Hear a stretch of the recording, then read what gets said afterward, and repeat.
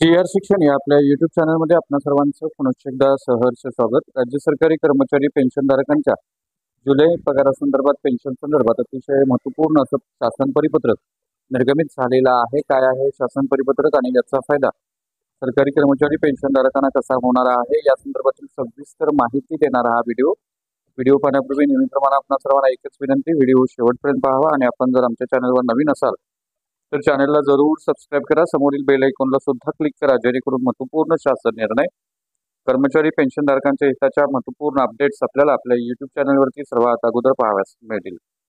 जसे की आपण स्क्रीनवर पाहताय, अधीक्षक वेतन व भविष्य निर्वाह निधीबद्ध कार्यालय यांच्या माध्यमातून निर्गमित झालेलं दिनांक 12 जुलै 2024 रोजी हे महत्त्वपूर्ण असं परिपत्रक आहे, आदेश आहे. त्याचा विषय अतिशय महत्त्वाचा आहे. माहे जुलै 2024च्या नियमित वेतन पेन्शन देयकासंदर्भातलं हे महत्त्वपूर्ण असं परिपत्रक आहे.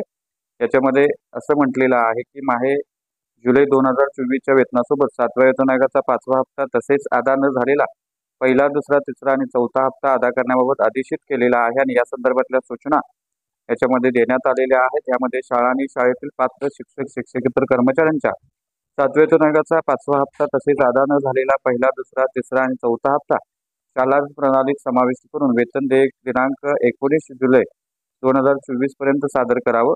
त्याचबरोबर 7व्या वेतन आयोगाचा 5वा हप्ता शेवटचा असून सदर हप्त्यापासून कोणताही कर्मचारी किंवा कोणतेही कार्यरत व सेवानिवृत्त पात्र कर्मचारी वंचित राहणार नाहीत, याची सर्व जबाबदारी जी आहे ती मुख्याध्यापक प्राचार्य यांनी घ्यावी असं याच्यामध्ये नमूद केलेलं आहे. त्याचप्रमाणे पात्र कार्यरत व सेवानिवृत्त शिक्षक शिक्षकेतर कर्मचारी 7व्या वेतन आयोगातील फरकाचे हप्ते अदा करावयाचे राहिल्यास त्यास संबंधित मुख्याध्यापक प्राचार्य लिपिक जबाबदार राहतील. सेवानिवृत्त व कार्यरत शिक्षक शिक्षकेतर कर्मचारी 7व्या वेतन आयोगाच्या हप्त्यापासून वंचित राहिल्यास संबंधित मुख्याध्यापक प्राचार्य व लिपिक यांच्यावर प्रशासकीय कारवाई करण्यात येईल. या संदर्भात सुद्धा कळवण्यात आलेलं आहे. 7व्या वेतन आयोगाच्या हप्त्याची रक्कम दुबार अदा होणार नाही याची सुद्धा दक्षता घेण्यासंदर्भात कळवण्यात आलेलं आहे. पात्र कार्यरत व सेवानिवृत्त कर्मचारी 7वा वेतन आयोग हप्ता अदा करावयाचा एकही कर्मचारी वंचित राहिला नाही असं प्रमाणपत्र देयकासोबत जोडण्यास कळवण्यात आलेलं आहे. त्याचबरोबर माहे जुलै 2024च्या वेतन देयकासोबत 7व्या वेतन आयोगाचा फरकाचा तक्ता जोडण्यास सांगण्यात आलेला आहे.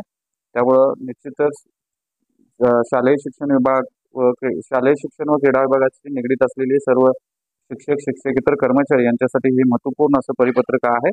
जुलै पगारासंदर्भात अतिशय महत्त्वपूर्ण सूचना याच्यामध्ये देण्यात आलेल्या आहेत आणि 7व्या वेतन आयोगाचा 5वा हप्ता आणि प्रलंबित नसलेले पहिला, दुसरा, तिसरा, चौथा हप्ता हे संपूर्ण जे 7व्या वेतन आयोग थकबाकी जे आहे ते सरकारी कर्मचारी पेन्शनधारकांना अदा होणार आहे. त्यामुळे निश्चितच त्यांच्यासाठी आनंदाची बातमी आहे असं आपल्याला म्हणता येईल. तर हा होता अतिशय महत्त्वपूर्ण व्हिडिओ, महत्त्वपूर्ण बातमी.